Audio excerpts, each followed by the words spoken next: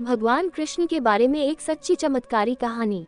ये भगवान कृष्ण की एक सच्ची कहानी है और यह घटना भारत में 1947 से कुछ समय पहले या बाद में घटी थी।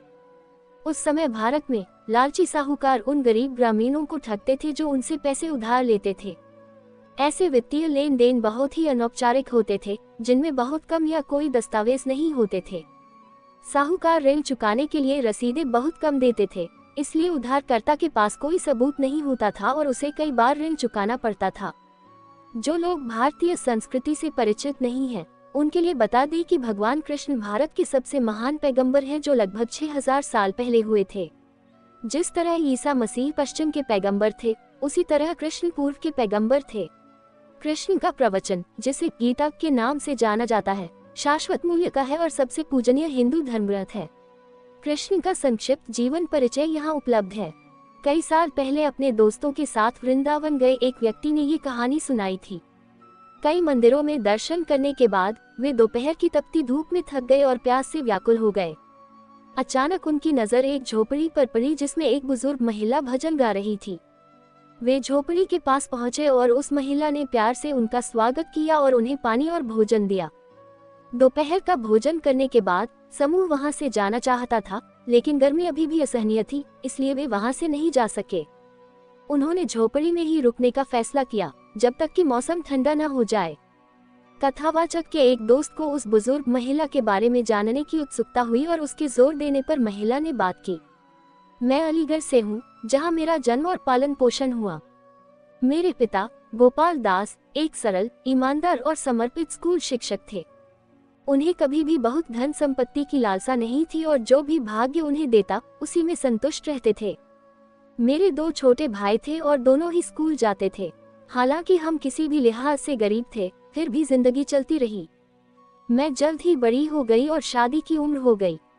मेरे पिता अक्सर हमारी आर्थिक स्थिति को लेकर परेशान रहते थे।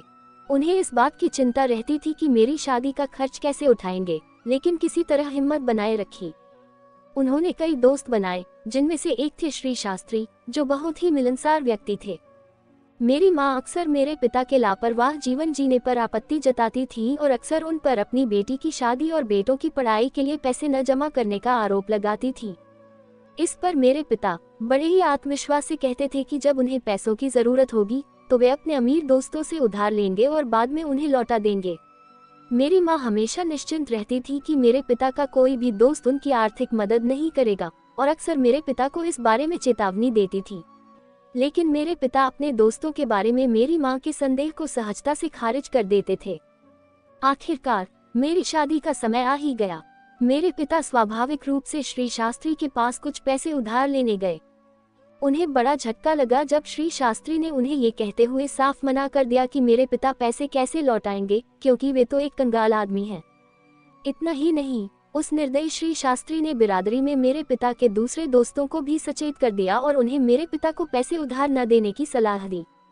मेरे पिता के तथाकथित दोस्तों में से कोई भी मदद के लिए आगे नहीं आया। मेरी माँ को इस बात पर कोई आश्चर्य नहीं हुआ, क्योंकि उन्हें पहले से ही पता था कि ऐसा ही होगा। अपने दोस्तों द्वारा ठुकराए जाने के बाद मेरे पिता की चिंता दिन ब दिन बढ़ती जा रही थी। मेरी शादी का दिन नजदीक आ रहा था और शादी के आयोजन के लिए पैसे नहीं थे। शादियों में हमेशा पैसों की जरूरत होती है, दावतों, समारोहों, दहेज वगैरह के लिए। मेरे पिता बेहद परेशान और बेचैन हो गए। दिन भर वे मेरी शादी के लिए पैसों का इंतजाम करने में इधर उधर भटकते रहे, लेकिन उन्हें कोई कामयाबी नहीं मिली। घर लौटने के बाद अक्सर वह खाना नहीं खाते थे और रूठकर सीधे सो जाते थे। उनके दोस्तों का व्यवहार उन्हें बहुत दुख पहुंचाता था।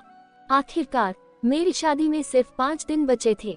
मैंने देखा कि मेरे पिताजी शादी का ढेर सारा सामान जैसे बिस्तर, कपड़े, बर्तन, मिठाइयाँ, गहने वगैरह लेकर घर आ रहे थे। मुझे और मेरी माँ को बहुत हैरानी हुई कि मेरे पिताजी ने अचानक इतना सब कैसे इंतजाम कर दिया, जबकि एक दिन पहले उनके पास लगभग बिल्कुल भी पैसे नहीं थे। पूछने पर मेरे पिताजी ने पूरे विश्वास के साथ बताया कि उन्होंने घर गिरवी रख दिया है और साहूकार लक्ष्मीचंद से पैसे उधार लिए हैं।